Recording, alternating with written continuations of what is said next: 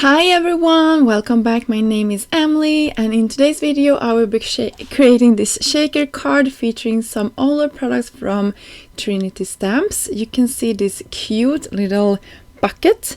This is actually called Shovel and Pail, I think. Shovel. And it's perfect for creating a shaker card. So you can see I cut my elements off screen and now I'm going to put it together with you so you can see how I did this. You can see I cut it out of some teal colored cardstock, and I also have some silver mirror cardstock that I thought would be fun for the shovel. And then it has a scalloped edge, and of course I needed to cut it out of coordinating colors. And that little glue I got on the mirror cardstock will go away when it's all dry. Super cute. For our shaker, you saw me piecing these two together, so I got a frame, and then I have some acetate here, some sturdy acetate. I will cut away everything around it so I get the perfect shape. I could also have die cut this with a bottom layer. I was lazy, so I didn't do that, but this turned out great anyway. I use some liquid adhesive, and that also always works with this type of plastic. I have had no problem with this. Then I'm going to use some really heavy or high foam tape to create the pocket, to create like the inside piece here for my shaker. So I'm just using my tweezer and cutting it off where I need it to go to be the exact same size that I want it to be. On the inside of these I will use the iridescent snow cone, I believe, shaker pop, and also some other blue embellishments from Trinity that I found in my stash. I can't in the top of my mind remember what they were called, but they are definitely on their website.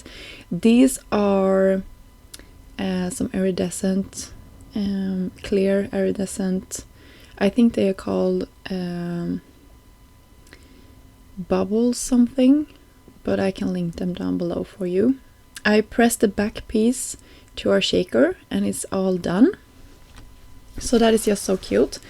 Now we can work on the upper part of this shaker. You can see we have the scallops once more, and I had actually to look and see where exactly this was supposed to go.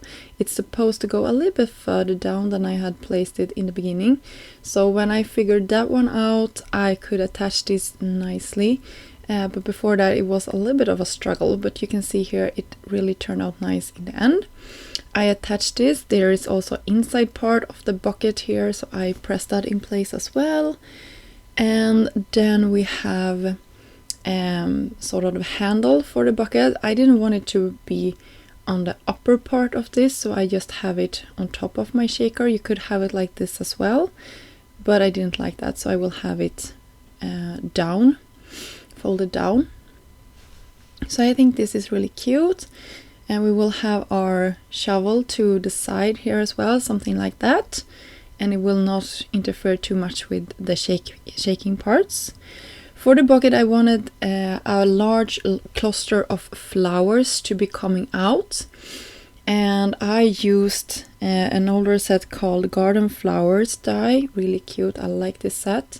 It has a bunch of pieces that you can cut and create different colored flowers with. I chose this large one, and then I just alternated the color in the center of these flowers.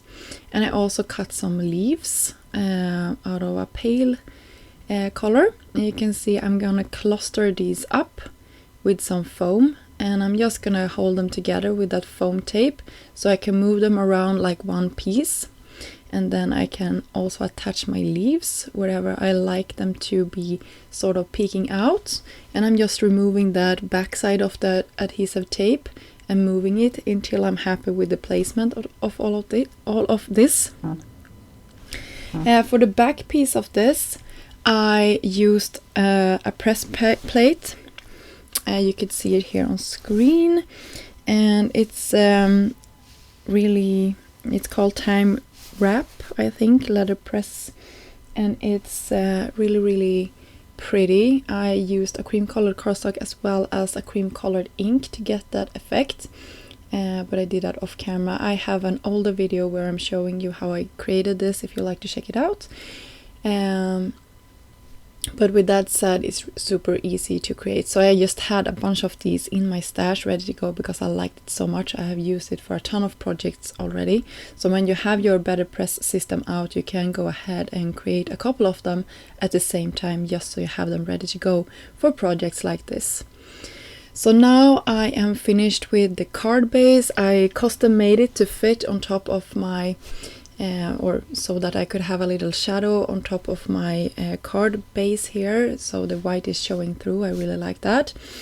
So that is also how I'm creating cards that are a little bit bigger than a standard A2 size. For my sentiment, I went with the Celebrate, Simply Sentimental Celebrate set, and I'm pressing the stamps in that set with white unicorn ink.